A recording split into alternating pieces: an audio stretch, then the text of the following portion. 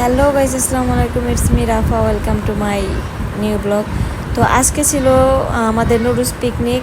আমরা যেখানে কাজ করি, মানে কাজ শিখি, ওই জায়গায় বসে আমরা একটা পিকনিক করব ভাবতেছিলাম। তো এই জায়গায় আমি আর আমার একটা ফ্রেন্ড নিচে নামছি। নিচে নাইমা আপনার ছুরি, তারপর বোট, চামিচ, পিরিচ এগুলো নিতে আসছি। এইদিকে সব রেডি, আমরা বাজার থেকে সব কিনে নিয়ে আসছি। ওইদিকে চুলা আপনার মানে অন করতে পারছে না পুরা। আর এদিকে সবাই কাজ করতেছে হাতে হাতে, সবাই একসাথে কাজ করলে তাড়াতাড়ি হয়। তারপর পানি গরম দিছে আপু।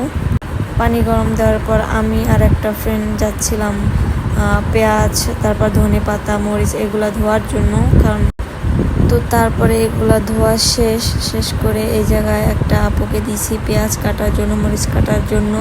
আর ওই দিকে নুডলস প্রায় সিদ্ধ হয়ে আসছে। আর কি বলবো গাইজ, আজকে নুডলসটা এত পরিমাণ সিদ্ধ হয়েছে, কিছু করার নাই। যেহেতু আমাদের কাছে এটার থেকে আর বড় কিছু নাই, তাই এটা একটু লেগে গেছে আর বেশি সিদ্ধ হয়ে গেছে। এইদিকে একটা আপু গরুর মাংস নিয়ে আসছে বাসা থেকে। আর আমরা সময় কাটছে না দেখা লুডো খেলছি। কিছু করার নাই গাইজ, এটাই করতে হবে, কারণ সময় কাটতেছিল না। একজনই রান্না করবে, আর একজনের হাতে রান্নায় অনেক বেস্ট হয়।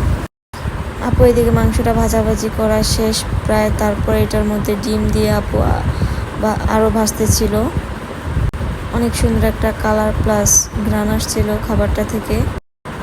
আর আপু আর একদিন রান্না করছিল, খাবারটা অনেক মজা হয়েছে। তো আজকে দুঃখের একটা বিষয়, নুডলসটা অনেক সিদ্ধ হয়ে গেছে, সবার মন খারাপ হয়ে গেছিলো। কিছু করার নেই গাইস।